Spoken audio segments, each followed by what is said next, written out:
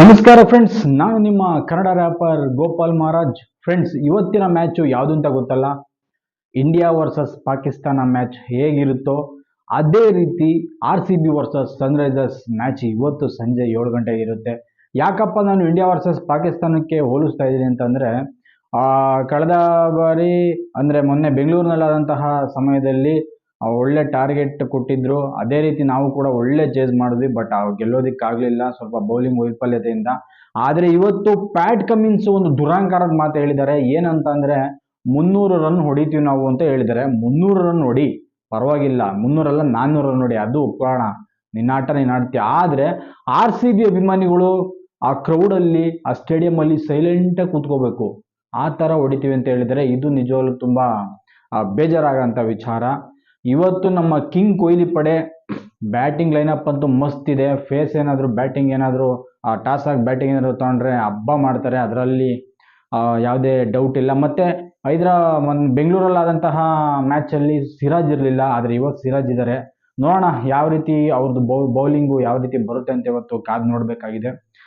Next ಬರೋದಾದರೆ ನಮ್ಮ RCB ಮೇಲಿಂದ ನೋಡಿದ್ರೆ ಫಸ್ಟ್ ಪೊಸಿಷನ್ನಲ್ಲಿದೆ.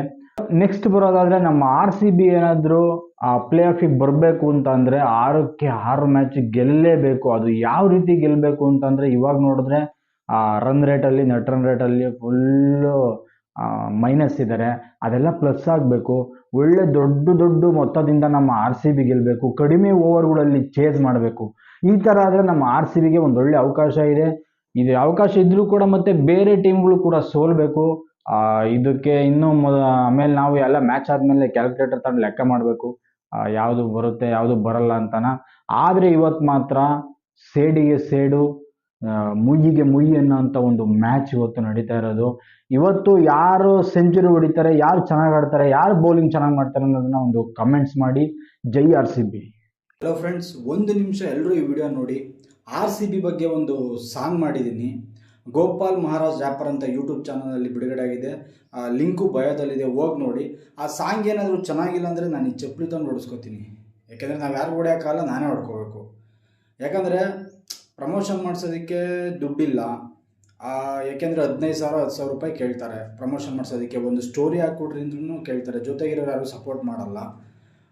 ಏನಂದರೆ ಎಲ್ಲ ಬಿಚ್ಚಾಕೊಂಡು ತೋರಿಸೋ ಸೋನುಗೌಡನ್ನ ಫಾಲೋ ಮಾಡ್ತೀರಾ, ವಿಡಿಯೋ ಲಕ್ಷಾಂತರ ಜನ ನೋಡ್ತಾರೆ. ಆದರೆ ನಾವು ಕಷ್ಟಪಟ್ಟು ಸಾಹಿತ್ಯ ಬರೆದು ದುಡ್ಡು ಖರ್ಚು ಮಾಡಿ ಮ್ಯೂಸಿಕ್ ಮಾಡಿಸಿ ರೆಕಾರ್ಡಿಂಗ್ ಸ್ಟುಡಿಯೋಗೆ ಹೋಗಿ ಹಾಡಿ ಇಷ್ಟೆಲ್ಲ ಮಾಡಿದ್ರೂ ನೋಡಲ್ಲ, ತುಂಬ ಬೇಜಾರಾಗುತ್ತೆ.